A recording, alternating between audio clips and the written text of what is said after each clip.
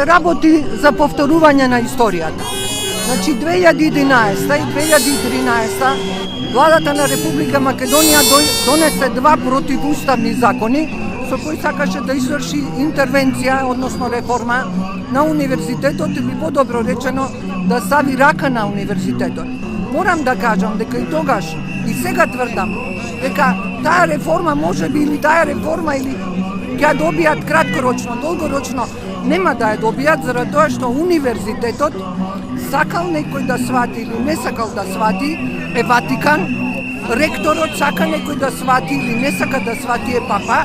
Жално е што нашиот ректор не е папа, нашиот ректор немаше таква улога, иначе ќе одеше во маршот со студентите. За жал немавме ректор кој можеше да издржи оваа пресија, но во секој случај универзитетот ќе обстои, зашто универзитетот е тврдина.